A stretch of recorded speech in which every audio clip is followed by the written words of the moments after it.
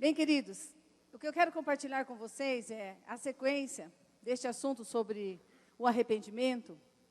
E eu quero realmente trazer para os irmãos o entendimento desta palavra, porque arrepender-se é a mensagem principal de Jesus. Arrependimento foi a mensagem daquele que veio trazer antes o caminho e o precursor, né? Aquele que veio, antecipou a vinda de Jesus e preparou o caminho para a vinda de Jesus, que foi João Batista. A palavra de Deus registra que a mensagem de João Batista era sobre o arrependimento.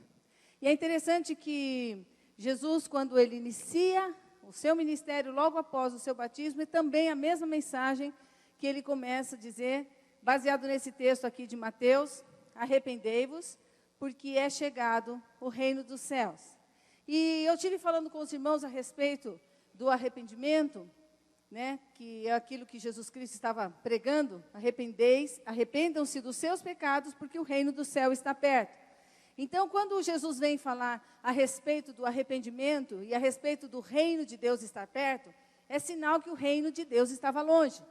Por que ele está dizendo: o reino de Deus está perto? Arrependam-se porque o reino de Deus chegou. Porque o reino de Deus não estava mais na terra a partir da queda.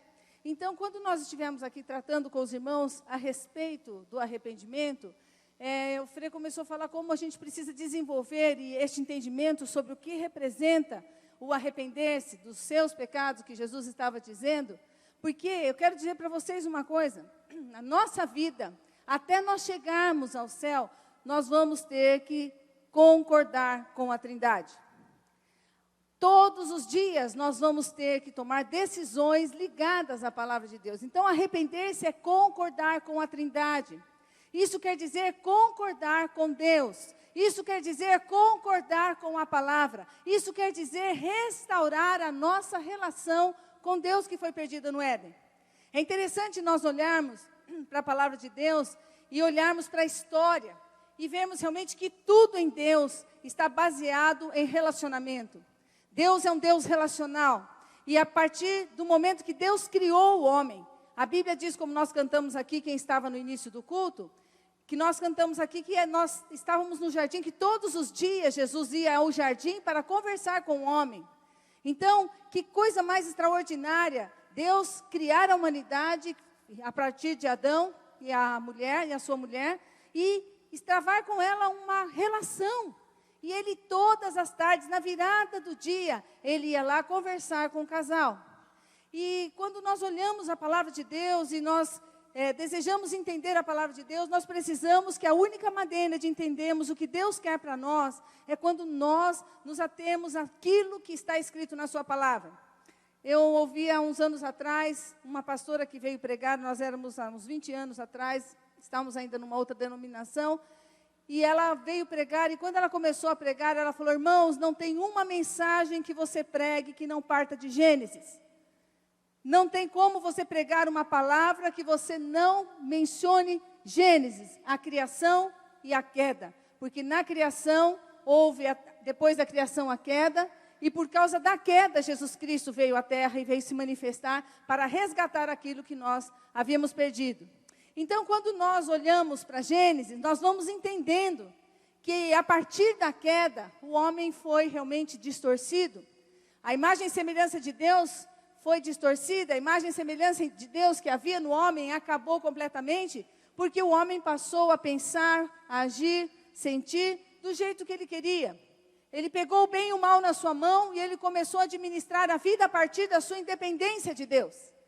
Quando Jesus chega, ele chega para dizer: voltem-se para mim. Arrependam dos seus pecados, chega de viver a sua vida sem me consultar, sem ter comunhão comigo. Arrepender-se é voltar a concordar com Deus no sentido de depender de Deus.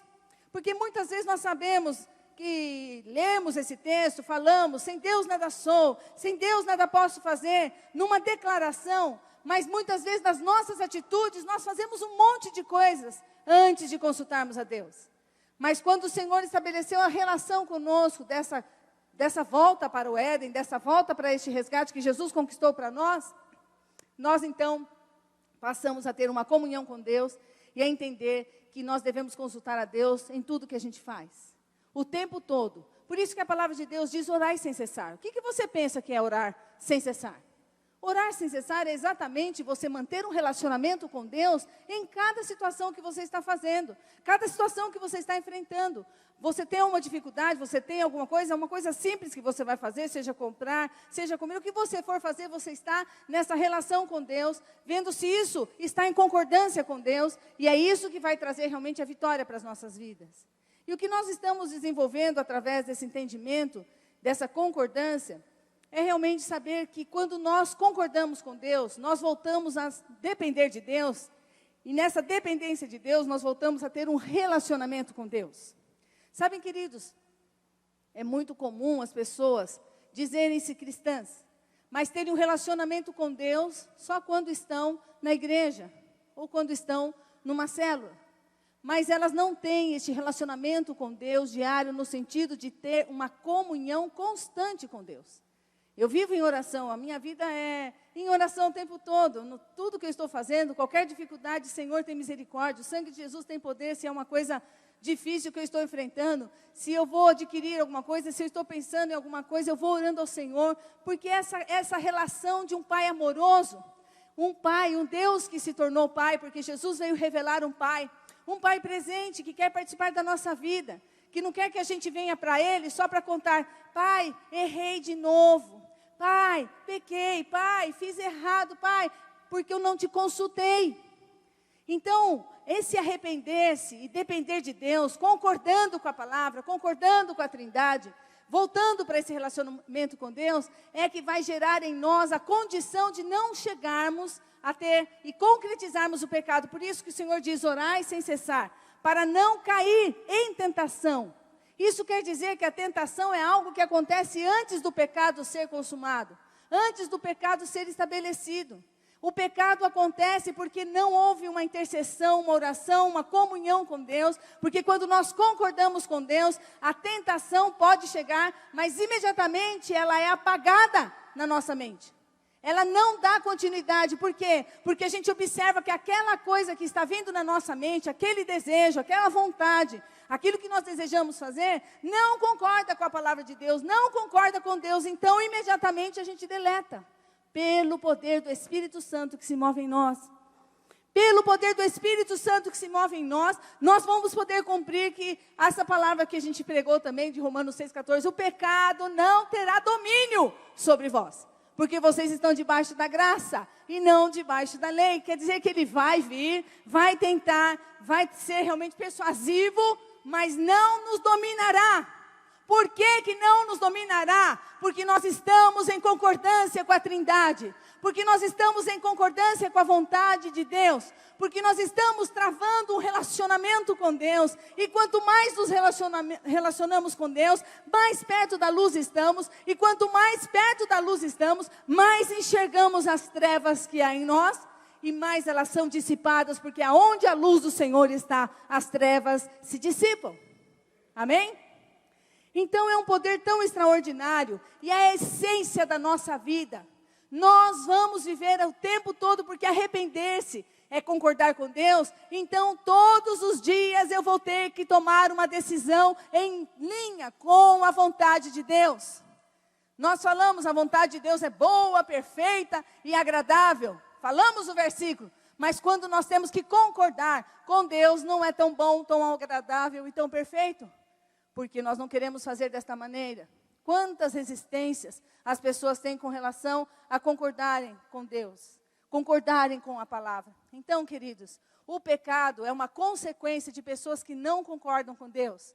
O pecado consumado, ele é o resultado da ausência de Deus nas nossas vidas. Mas quando Deus está nas nossas vidas, quando nós nos relacionamos com Deus, a tentação vem, mas não vai se consumar nas nossas vidas. É isso que o Senhor quer, um povo santo. Sede santos porque eu sou santo. Isso quer dizer que nós seremos separados. Passamos pelas mesmas dificuldades. Jesus foi tentado em todas as coisas, mas Ele venceu em tudo. Por que Jesus venceu? Porque Ele tinha o poder do Espírito Santo, porque Ele tinha um relacionamento com o Pai, o tempo todo Ele estava em oração, e Ele veio para revelar o Pai, e Ele veio para fazer o que Ele viu o Pai fazer. Então é uma relação de conhecimento de Deus. E é isso que nós precisamos desenvolver, um conhecimento de Deus diário, uma relação com Deus diária, o tempo todo, o dia todo, e até Jesus voltar, nós vamos ter que tomar decisões nas nossas vidas, e nós precisamos tomar cuidado para que cada decisão da nossa vida esteja em concordância com Deus. Aqui que está a nossa vitória, aqui que está a nossa bênção. Isso concorda com o Senhor?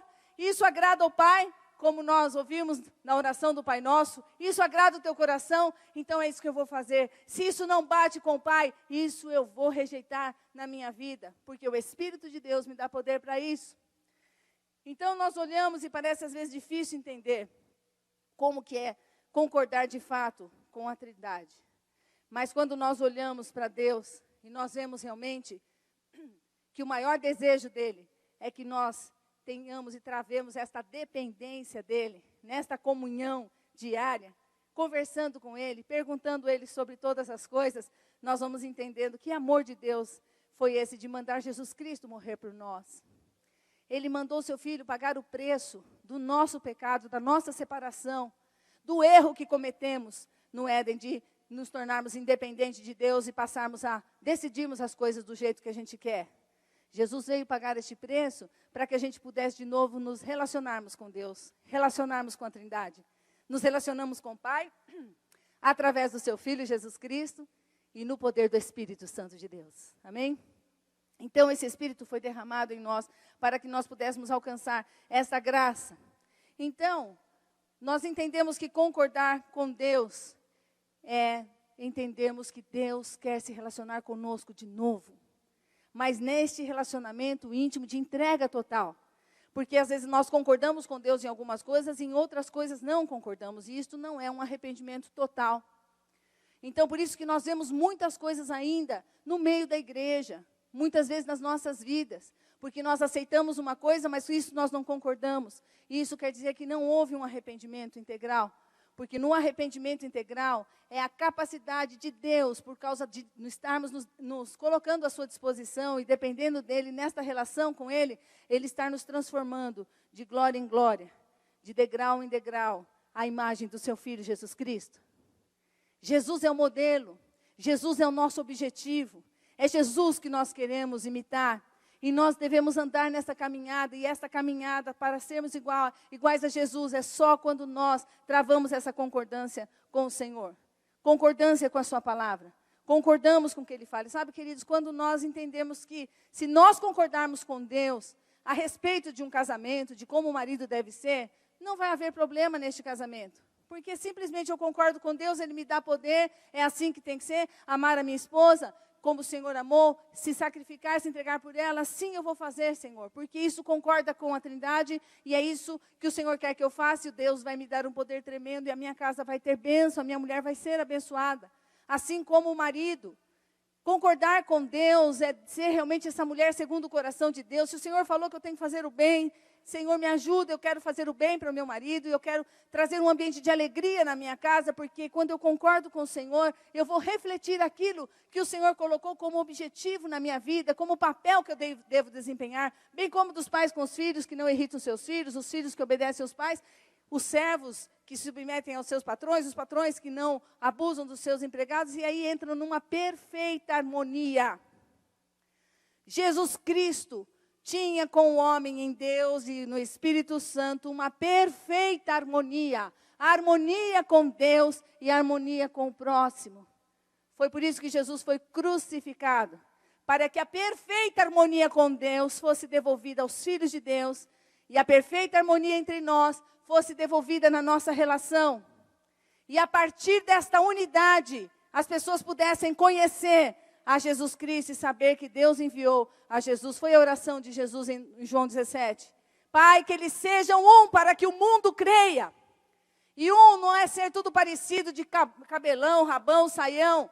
É ser um nas atitudes. todos têm a mesma condição, a mesma resposta de amor, todos agem da mesma forma, todos perdoam rapidamente, todos têm a compreensão da ajuda, todos têm um coração generoso, todos eles são especiais, porque eles são um em Jesus Cristo. É esta unidade que o Senhor quer trazer para a igreja, é este mover do Espírito que vai cair sobre a igreja nos últimos dias, para que as pessoas possam enxergar Jesus em nós. Porque Cristo em nós é a esperança da glória. Cristo na nossa vida é a esperança da manifestação da bondade de Deus. Porque Moisés, quando estava no monte, ele chegou e falou: Deus, mostra-me a tua glória. E o Senhor disse: você vai ver a minha bondade. É a glória de Deus, é a bondade de Deus nas nossas vidas, e a bondade das nossas vidas na direção das pessoas. Isto é glória de Deus na nossa vida. É isso que nós precisamos entender. Eu quero a glória do Senhor, para quê? Você tem que saber que a glória de Deus é a bondade. A bondade que Deus coloca no nosso coração para nos tratarmos bem, para nos amarmos, para nos respeitarmos, para não falarmos o mal um do outro. Esta que é a glória de Deus na igreja. É o conhecimento da palavra de Deus. A terra se encherá da glória de Deus. A terra se encherá, como diz lá em Abacuque, do conhecimento da palavra de Deus. E o conhecimento da palavra de Deus está numa igreja, num corpo que faz aquilo que a cabeça manda. Um corpo que anda igual. Se Jesus é a cabeça, o corpo anda em harmonia. Já pensou você andar assim, ó? Cada um para um lado, mão para um lado, pé para o outro, cara para o outro, olhando para o outro. Está cheio de crente assim, que tem a cabeça que é Cristo, mas cada um indo para o lado. Isso não é harmonia. Isso não tem beleza nenhuma. Fica horrível fazer assim, não fica? Fica. Porque nós não fomos feitos para ser assim, distorcidos, mas para termos uma harmonia, o mesmo coração. O coração que Jesus trocou o meu, é o coração que Ele trocou o seu. Ele tirou o teu coração de pedra, tirou o meu coração de pedra, e Ele colocou um coração de carne, um coração de bondade, um coração de amor, um coração de respeito, um coração de honra. Isso é concordar com Deus. Isso é a perfeita harmonia. Isso é consequência de um relacionamento com Deus diário. Por favor, não tenha um relacionamento com Deus dominical. Tenha um relacionamento com Deus diário. Se esforce para vir nas manhãs com Deus, para vir orar em comunhão e clamar pela igreja, clamar pela cidade, clamar pela nação, clamar pelo próximo, por os necessitados, os doentes. São tantas coisas que nós devemos clamar, pela igreja perseguida, pelas nações, por aquilo que está acontecendo na terra. E nós em unidade estamos aqui travando esta harmonia, uma oração. Estamos nos envolvendo com a vida das células, porque nós manifestamos aqui um ensino para vocês de domingo, mas na célula vocês vão receber algo extraordinário, que é formação. Nós precisamos de relacionamento, nós não podemos nos isolar. Tem muitas pessoas se isolando, não querem participar da célula. E não percebem que as suas casas estão ficando doentes, que a porta e as rachaduras já estão lá na sua casa, porque não se relacionam com as pessoas. E a única maneira de nós sermos curados, a única maneira de sermos tratados, a única maneira das pessoas virem em nós alguma coisa que precisa ser tratado, é se nós estamos perto. E as pessoas não querem ficar perto de umas das outras, porque não querem que as pessoas notem os seus erros. Mas nós precisamos desenvolver a relação. Na relação nós temos o feedback. Na comunhão nós vemos como as pessoas estão fazendo alguma coisa que nós podemos ajudar. E a célula tem este poder de renovação, de estarmos vendo aquilo que precisa ser acertado nas nossas vidas. Quando nós nos isolamos e ficamos em casa porque não queremos participar de uma célula, de uma comunhão mais íntima com os irmãos, isso é fugir de um tratamento que Deus faz conosco, porque Jesus andou com os seus discípulos. Jesus formou os seus discípulos porque estava com eles. E nós podemos ser formados através da nossa comunhão, numa relação mais íntima dentro das nossas casas. Então eu faço um clamor para o teu coração, para que você mude essa concepção de que não precisa de célula, de que não precisa de relacionamento.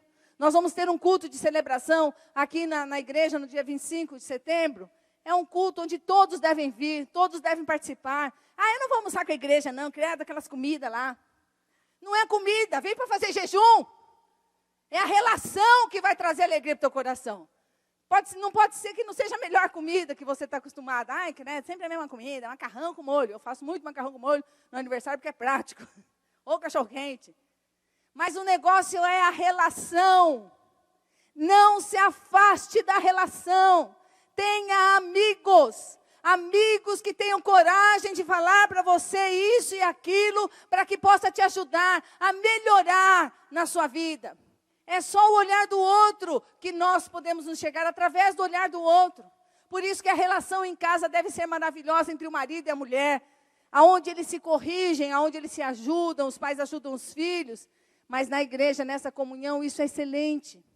E nós precisamos desenvolver isso. Então, queridos, arrepender-se nessa concordância é termos realmente um relacionamento extraordinário, perfeito com Deus, que não se dá somente aos domingos, mas se dá numa vida de comunhão, de oração, de leitura da palavra, de intercessão constante, de relacionamento. O relacionamento é fundamental para a nossa restauração. Então, queridos, Jesus ele veio ao mundo para nos mostrar como que nós devíamos ser. Como que nós devemos ser como humanos. Nós perdemos a humanidade. Nós estamos nos isolando cada vez mais. Porque são tantas pessoas atrevidas, abusadas, que falam tantas coisas que nós preferimos nos proteger. Eu não vou me relacionar porque eu não quero me ferir. Não, o Senhor diz, vem para o sacrifício. Vem para o sacrifício e se relaciona e não vai ficar magoado, entristecido por qualquer situação que possa ocorrer. Porque nós estamos aqui para um curar o outro. Nós estamos aqui para nos sacrificar pelo outro. Nós estamos aqui porque nós estamos numa missão. Nós não estamos aqui para ser salvos, satisfeitos, sentados e acomodados. Não, nós estamos aqui para mudar a história. Para mudar a história da nossa cidade, para mudar a história da nossa família, para mudar a história da nossa casa. Este é o poder da concordância com Deus. Arrepender-se dos seus pecados, a mensagem de Jesus é exatamente isso. Volte para se relacionar com a Trindade e acredite, confie e entre nessa concordância. Se arrependa do jeito que você é. Então, o verdadeiro arrependimento é quando eu concordo com a Trindade e admito que Deus está certo em tudo. E nós, errados. Isso é o perfeito entendimento da necessidade que nós temos de Deus. Todos pecamos. Todos estamos em estado de queda. Todos entramos no estado de rebelião. Jesus Cristo nos resgatou deste império das trevas e colocou aqueles que confessaram a Jesus como Senhor e acreditaram neste poder para voltarem para este estado de harmonia, de perfeita harmonia. Mas não adianta eu vir para o estado da perfeita harmonia sem concordar com Deus em tudo. Não dá para discutir o que Deus falou que é para fazer. Está escrito na palavra, tem que ser feito. Dízimos, ofertas, primícias, não inventamos. O Senhor estabeleceu a maneira de nos proteger. Não se questiona. Enquanto está se questionando, não está concordando com Deus. Se não está concordando com Deus, está concordando com quem? Com a carne e com o diabo, concordam? Sim ou não, irmãos? Porque sem Deus a gente é o diabo, né? Vamos brincar, não dá para brincar com isso. Sem Deus é a pura manifestação da maldade em nós. Então, nós não podemos brincar com isso e acharmos que podemos concordar com algumas coisas e outras não. E o Espírito de Deus quer que você seja alguém que se entregue integralmente nas suas mãos. Porque a bênção de Deus é integral. Ele quer que você tenha saúde espiritual. Ele quer que você tenha saúde emocional. Ele quer que você tenha saúde no seu corpo. Ele quer que você tenha saúde nas suas relações. Esse é o nosso Deus. Foi para isso que Jesus veio e é isso que Ele está formando em nós. O que você acha sobre alguém que concorda com Deus?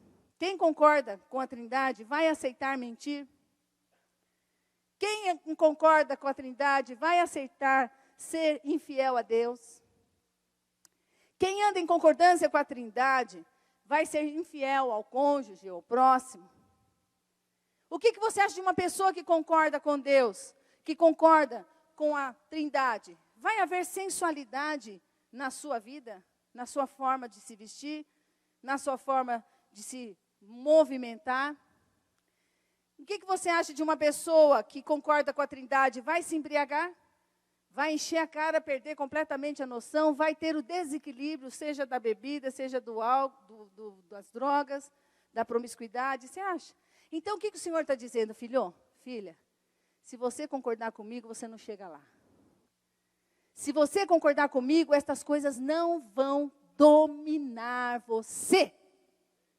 Nenhum pecado vai te dominar. Você pode imaginar o que é isso? Não ser dominado por aquilo que Satanás queria me aprisionar, porque eu estou em concordância com a Trindade. Nesta obediência, o Espírito de Deus vem na minha direção e muda completamente a minha vida. Amém? Quem concorda com a Trindade não vai abandonar o seu lar, não vai ser agressivo, não vai ser indiferente, não vai ser orgulhoso, vaidoso, não vai ser ciumento, não vai ser apegado ao dinheiro, não vai ter nada dessas coisas, porque concorda com a Trindade. E Deus quer que você concorde com Ele, porque Ele precisa de nós para agir na terra. Mesmo porque quem que nos dá o dinheiro, gente? Quem que nos dá? Quem que te dá o dinheirinho? Quem é? Fala para você. Quem é que te dá o dinheiro e sustento? Porque a Bíblia diz que toda boa dádiva, todo dom perfeito vem do Pai, descendo das luzes, de quem não há mudança nem sombra de variação. Então, eu não tenho nada. Por isso, quando eu me entrego a ser fiel ao Senhor, na maneira como Ele estabeleceu que eu devo lidar com o dinheiro, quando Ele precisar de mim, eu estarei sempre disponível. Por que muitas situações não são resolvidas? Porque as pessoas estão guardando dinheiro para morrer e largar o dinheiro. Porque não vai levar. Mas o dinheiro que o Senhor coloca nas nossas mãos, qualquer quantidade que Ele coloca, não estou falando de fortuna, estou falando de qualquer quantidade, Ele pode usar para abençoar uma pessoa. E não tem coisa melhor na vida do que você ter esse discernimento, esse entendimento e esse desprendimento de querer realmente o bem para o próximo, muito mais do que você queira para você. Eu queria fazer isso, mas é uma necessidade e eu vou suprir essa necessidade porque eu estou atento. E é isso que é concordar com a Trindade. Já pensou uma igreja andando assim aqui na cidade? Já pensou quanta coisa pode acontecer em Araçatuba por causa desta condição e deste entendimento que o Senhor nos dá? E é isso que o Senhor quer nos levar. E eu quero partir para o encerramento e falar com os irmãos sobre como que foi que Jesus encontrou o povo quando Ele começou a pregar. Sempre houveram dois grupos. A Bíblia fala que quando Jesus começou a pregar, existiam ali os religiosos, os fariseus, e aqueles que não queriam saber de nada de Deus. Então, tinham ali os publicanos. O fariseu é aquele que conhecia a lei, conhecia a palavra, é o que ensinava as coisas de Deus, extremamente voltado para a lei. Tudo na lei tinha que ser cumprido, e quando a lei realmente não fosse cumprida, eles vinham com tudo para cima, porque eles estabeleceram coisas a mais da lei ainda, porque a palavra de Deus, ou os livros de José Flávio, diz que eles acrescentaram mais de 600 leis a mais do que Jesus tinha falado, estabelecido, Deus tinha estabelecido através dos 10 mandamentos. Puseram coisas que nem eles conseguiam cumprir, como Jesus confrontou várias vezes. Então, o fariseu está ali. O fariseu é aquele que e aliás, quem crucificou Jesus Cristo foram os fariseus, os religiosos. Por quê? Porque Jesus era amor, Jesus era bondade, Jesus sentava com os publicanos, Jesus salvava as prostitutas, Jesus estava ali preocupado com os doentes. E eles ficavam loucos da vida, porque quando se depara com alguém assim, tinha que matar essa pessoa. E eles mataram Jesus porque eles estavam com inveja da maneira como Jesus tinha sabedoria e como ele agia com as pessoas, porque Deus é amor, Jesus é amor e tudo que ele faz é em volta do amor. O fariseu, a palavra de Deus diz que um dia Jesus chegou no templo e ele começou a observar as pessoas que estavam no templo, como ele faz aqui, como ele está aqui hoje. Você crê nisso? Então, Jesus sempre está observando o teu coração. Ele nunca olha para os seus lábios. Você pode falar, não, eu te adoro, te glorifico, mas ele sabe se isso aqui é reflexo dos seus lábios.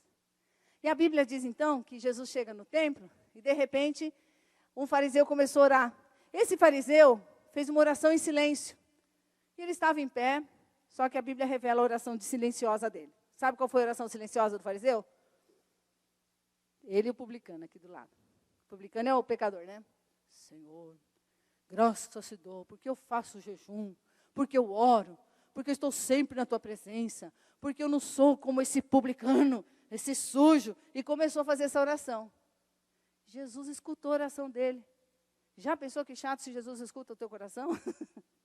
E começa a escrever a tua oração, o teu coração aqui.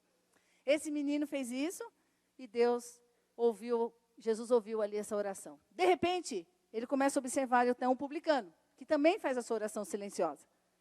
Então, por isso que a gente não grita, né? A gente faz a oração em silêncio justamente porque a oração, Deus está sempre escutando. Aí o publicano chega e fala, tem misericórdia de mim, pecador. Tem misericórdia de mim, pecador.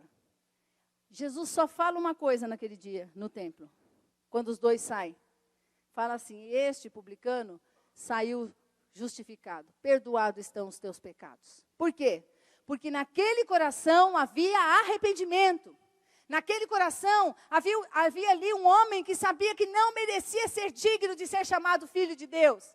Ele estava ali com seu coração compungido na presença de Deus. E a Bíblia diz que um coração triste e compungido o Senhor não desprezará. E aquele lá foi justificado. Então, o fariseu que fez ali a sua lista de coisas que ele fazia para Deus, o Senhor nem olhou para isso porque havia no seu coração julgamento, vaidade. E aquilo não trouxe justificação. Quando os fariseus pegaram uma mulher em prostituição, em pecado do adultério, na verdade, eles trouxeram para Jesus aquela mulher que foi pega no ato do adultério. E eles começam a dizer, Jesus, o que você diz a respeito desta mulher que foi pega em adultério? Querendo pegar Jesus. Porque a lei dizia que se uma mulher fosse pega em adultério, ela tinha que ser apedrejada até a morte. Era a lei. Jesus está com a sua cabeça baixa escrevendo na areia. A gente desconfia que ele estava fazendo a lista de homens que estava acusando que tinha tido uma relação com essa mulher. A gente só brinca com isso, não tem ideia. Mas por que estava com o dedinho escrevendo na areia? O Senhor disse só uma coisa. Tá bom, aquele que não tem pecado, atire a primeira pedra. Porque Jesus faz com que cada um de nós sempre olhemos para nós. Ele nunca nos deixa olhar para o que os outros estão fazendo, o pecado do outro, porque isso não nos interessa. O que nos interessa é a leitura real que a gente faz nas nossas vidas. Quem não tem pecado, atire a primeira pedra. Todo mundo foi embora. Por que eles foram embora? Pode ser que nós vamos saber claramente lá. Mas Jesus chega para a mulher e disse, filha, cadê os teus acusadores? Eles foram embora? Foram embora. Eu também não te acuso. Só te digo uma coisa, vai e não peques mais. Vai e se arrependa dos seus pecados. Vai e se relacione comigo. E a partir de hoje, concorde com a minha palavra. Concorde com a lei, concorde com aquilo que eu estabeleci, concorde com a Trindade, porque é isso que vai trazer bênção e sustentabilidade para a nossa vida. A nossa vida vai ser sustentada a partir deste entendimento. E quando Jesus chega, então, nós falamos a respeito da parábola do filho pródigo, que na verdade é a parábola dos dois filhos. E nós encontramos na mesma casa essas duas pessoas. Esta parábola, ela tem muito a ver com a nossa vida, com o nosso Pai, com aquilo que Deus faz para nós, o amor que Ele tem por nós. Fala muito da sua casa, que na sua casa sempre vão existir estes filhos que abandonam e os filhos que ficam mais religiosos, reclamões. Dois tipos de pessoas, de novo, nós encontramos nesta parábola. E nesta parábola nós temos aqui um filho pródigo, que é o esbanjador, que perde a herança do pai para correr, para sair para o mundo, que ele não quer ficar mais na casa do pai, não quero mais te obedecer, não quero mais concordar com o Senhor, não quero mais viver debaixo da regra dessa casa. E depois nós temos ali um religioso que está ali dentro, mas com um coração horrível, totalmente distorcido. E nós precisamos trazer isso como uma reflexão para nós, para as nossas vidas, e olharmos para esses meninos. E esta história que Jesus usou como uma figura, uma parábola, para refletir sobre a nossa vivência, a nossa relação com Deus. E essa história que está registrada em Lucas 15, depois você pode ler inteirinha, fala deste menino, então, que eu falei, que rejeitou a casa do pai e saiu. Mas o que acontece é que esse moço que vai, que esbanja tudo, que larga o pai, pede a herança antes do pai morrer, e não existe herança antes do pai morrer, mas ele matou o pai no seu coração. me dá a minha parte que eu quero ir embora. Ele estava dizendo, eu não quero mais você, e você é morto para mim, você não tem valor para mim, eu quero ir embora, eu quero fazer o que dá na minha cabeça. E foi embora.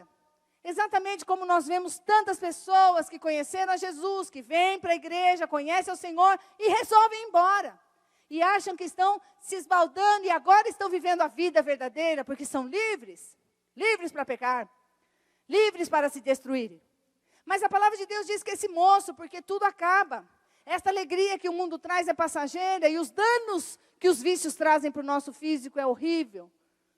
As consequências nas nossas emoções são terríveis. Mas esse moço, um dia ele vai, se arrepende, ele caiu em si. E Jesus trata desta parábola justamente para que a gente possa entender que não importa o que a gente faça, tenha feito. O que importa é nós nos arrependermos de quem nós somos. Nós somos uma pessoa em queda, que precisamos da graça de Jesus Cristo para concordarmos com Deus e vivemos a perfeita harmonia com Deus e sermos verdadeiros representantes de Jesus Cristo aqui. Caindo em si, este jovem diz no seu coração, orando, quantos trabalhadores de meu pai têm pão com fartura e eu aqui morro de fome. Levantar-me-ei e irei ter com meu pai, e lhe direi, pai, pequei contra o céu e diante de ti, já não sou digno de ser chamado teu filho, trata-me como um dos teus trabalhadores, como um dos teus servos. E levantando-se foi para o seu pai. Vinha ele ainda longe, quando o seu pai o avistou, e compadecido dele, correndo, o abraçou e o beijou. Se você pensar em Deus, você pensa em Deus assim. A hora que você se arrepende, cai em si, sabe que você está pisando na bola porque está decidindo por você, imediatamente o pai vai e abraça e beija, faz festa, coloca roupa nova, coloca anel e coloca honra. O pai não fica ali querendo botar o filho em tratamento. Tá bom, você vai ser empregado aqui um pouco para você saber o que é bom, para você dar valor no dinheiro, então vai ser empregadão aqui. Não, sabe o que o pai faz? Coloca honra no menino. Ele coloca o anel de autoridade, coloca sapato, coloca roupa, muda as vestes daquele moço, mata um cordeiro e faz uma festa. Sabe por quê? Porque quando Deus coloca honra numa pessoa, Ele coloca junto com a honra a responsabilidade de representar aquela roupa, aquele anel. E é isso que ele faz, não fica esperando um tempo de cura, 6 meses de tratamento. Não, imediatamente se arrependeu, caiu em si, vem para cá, vem agora ser realmente alguém da casa. Não vai ser servo empregado, não, vai ser filho. Você é meu filho. E você vai ter as honras, e esta honra que ele coloca é a responsabilidade que ele colocou naquele jovem de não brincar mais com a vida. E é assim que o Senhor quer que a gente tenha consciência de não brincar com a história. Nosso tempo é curto e passageiro. Ninguém sabe a hora que será tomado. Nós precisamos ter essa consciência de que o nosso tempo é curto, por isso precisamos viver intensamente esta harmonia, essa graça com Deus. Amém? Então, esse filho pródigo volta, porque ele sabe que seu pai é amoroso, e este pai o recebe sem nenhuma bronca, sem nenhuma explicação, e faz toda essa festa. Mas o duro é ver o religioso dentro dessa casa. E é isso que nós precisamos trazer como reflexão para as nossas vidas. O religioso, o irmão que está lá dentro, que está na casa do pai, é um moço ciumento. O moço que está lá dentro da casa, ele tem inveja do irmão, tem inveja do que o pai fez. Queridos, isso é tão comum acontecer no meio da igreja. Da gente ficar com inveja de alguém ser abençoado, ciúmes de alguma coisa acontecer com o irmão. Por que não aconteceu comigo? Por que não fui eu que recebi? Por que eu não peguei essa vaga? É dessa forma. E a Bíblia diz que essa postura é postura de religiosidade, não de alguém que se arrependeu. Quem se arrepende não tem ciúmes. Quem se arrepende não tem inveja. Quem se arrepende se alegra com a alegria do irmão. Então nós vemos aqui esse moço que começou a cobrar do pai o serviço que prestava. Um moço que não concordava com o pai. Que atrevido esse moço. Ele não concordou com o pai. E ele vai longe. Está dentro da casa. Está lá com o pai. Usufruindo de todas as coisas, mas com este coração rebelde, distante e diferente. E esse irmão está lá, não concordou com a festa, não concordou com o churrasco que o pai fez, não concordou com a roupa, com a honra. não concordou com nada daquilo que o pai havia feito para o seu irmão. E olha a revolta do bicho. O pai vai lá, abraça e pega o fedorento, beija. Imagina aquele menino que veio com roupa de porco, porque ele estava trabalhando com porcos. Nem a comida dos porcos ele podia comer. Olha a miséria. É exatamente isso que a gente é sem Deus. Nós vamos comer o lixo desse mundo. E nem o lixo a gente vai conseguir, porque essa é a miséria de quem se afasta de Deus. Olha aqui, eu pus um mocinho, vocês estão vendo a foto aí? Não vou na festa. Ô filho, o filho mais velho encheu-se do quê? Encheu-se do quê? Quem concorda com Deus tem ira no coração? Combina? Não combina. Encheu-se de ira. Não quis entrar o marrudinho. Não quis fazer nada. Quanta gente marrudinha tem na igreja, né? Não vou na célula, não vou na festa, não vou no banquete, não vou ajudar, não vou. O Senhor quer que o nosso coração seja mais maleável. Chega de sermos as pessoas que fazem aquilo que gostam, que acham, que pensam que é legal. Porque isso não é postura de arrependimento. Ele não quis entrar. Então, seu pai sai da festa e insistiu com ele, vamos filho, vamos entrar. Mas ele é atrevido. E aí ele começa a relatar e falar o que o seu coração estava cheio. A religiosidade começa a ser exposta. Ele respondeu ao seu pai, olha, todos esses anos eu tenho trabalhado como escravo ao teu serviço. E nunca desobedeci às tuas ordens. Mas tu nunca me deste nenhum cabrito para eu festejar com os meus amigos. E vai longe. Mas quando volta esse porco aqui, que esbanjou tudo, mas quando volta para casa esse teu filho, que nem é meu irmão, é teu filho, você que fez, não tem nada a ver com ele, não me interessa, que esbanjou os teus bens com as prostitutas. O pai não tinha mencionado, mas ele estava ali, com o dedão acusando, porque quem não se arrependeu, quem é religioso acusa. Estava aí com as prostitutas, e você mata um novilho gordo para ele. Então, olha só o que é a visão de um religioso. O religioso está falando, nem um cabritinho o senhor me dá, e o senhor dá um gordão para esse moço? Ele acha que é uma porcaria o que Deus dá para ele. É uma porcaria o que o pai dá. É ruim o que o pai está fazendo para ele, porque não concorda com o pai. E aí, a resposta do pai, que é a resposta de Deus. Disse o pai, meu filho, você está sempre comigo. Não acredito que você não me conhece. Meu filho, você está na minha casa. E tudo que eu tenho é seu. Você podia ouvir isso para você hoje? Meu filho, tudo que eu tenho é seu. Você é meu filho. Tudo que é meu é seu. Então, é o que o pai está falando, tudo que eu tenho é seu. Mas nós, filho, tínhamos que celebrar a volta desse seu irmão e alegrar-nos. Nos alegrar pela volta dele. Porque ele estava morto e voltou à vida. Ele estava perdido e foi achado. Muito mais vale a vida do que o dinheiro. Muito mais vale a vida do que o cabrito. Muito mais vale a vida do que a bênção. Muito mais vale a vida do que a resposta que você quer que Deus faça a qualquer custo. E dê essa resposta para você. Porque a relação com Deus, ela é muito maior. A comunhão com Deus é o maior presente que nós temos. Maior do que qualquer outra coisa que nós possamos receber. Mas aqui fica relatado que religioso é aquele que cobra de Deus. Eu fiz tanto, fiz isso. E começa a fazer a lista de coisas que faz para Deus, como se Deus tivesse que se relacionar com ele através de troca. E Deus já nos deu tudo em Jesus Cristo. Devolveu para nós o privilégio de sermos humanos. A humanidade, a comunhão, a relação. E nós precisamos fazer uma reflexão, encerrando essa palavra. O que esta história tem a ver comigo? Como é o meu comportamento? Porque quando eu me relaciono com Deus, eu tenho gratidão constante.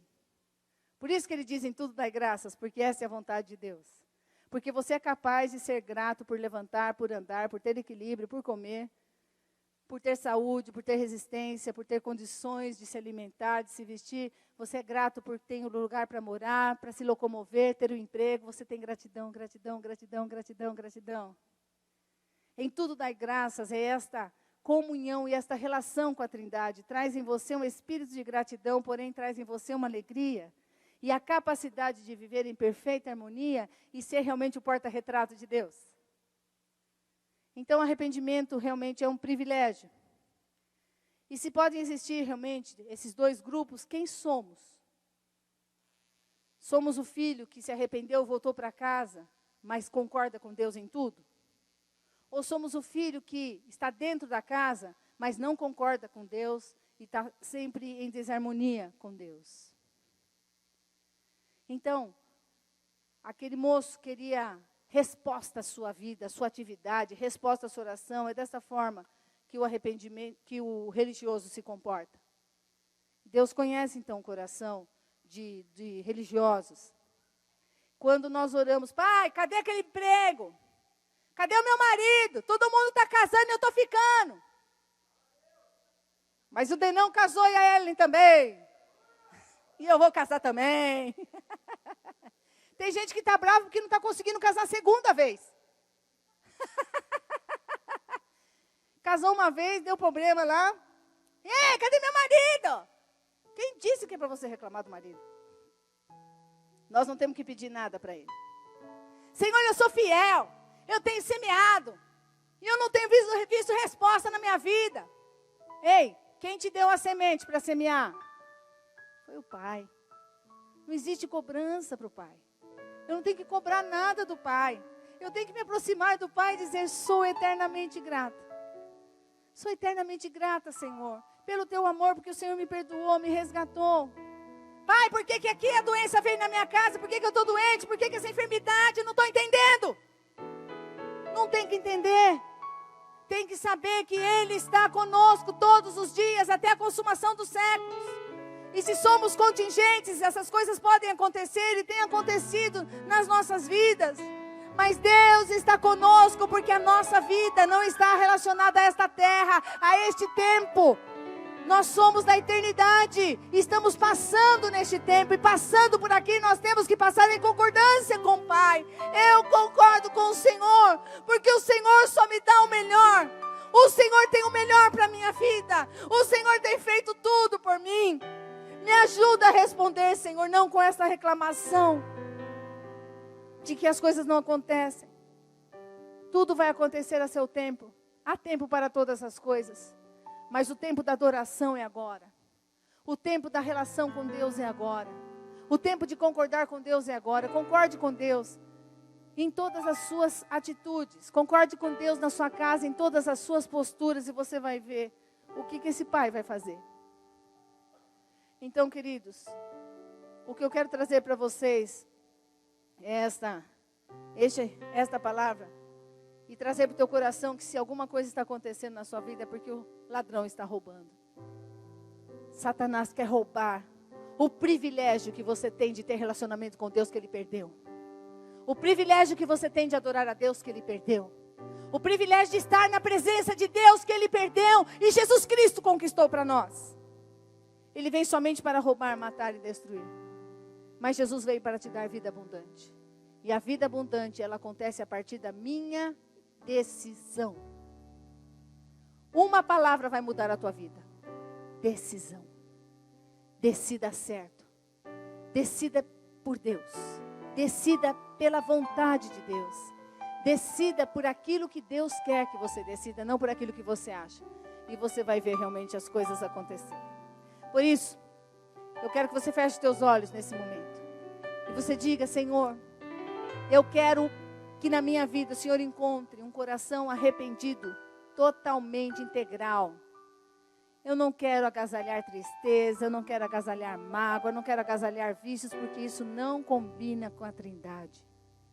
Não cabe num coração arrependido tristeza. Não cabe num coração arrependido vícios de pecado. Não cabe falta de perdão. Incline o seu coração e seja realmente aquela pessoa que está guardando a Jesus Cristo.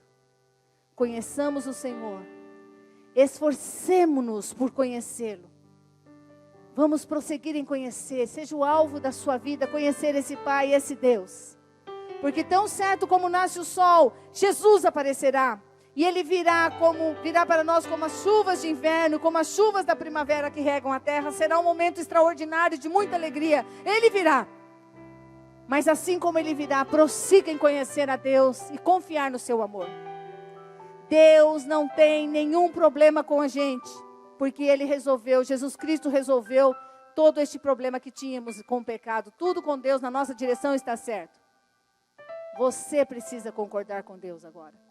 Nós precisamos decidir em concordar. Que haja esse sentimento no teu coração. Feche teus olhos, escute essa música.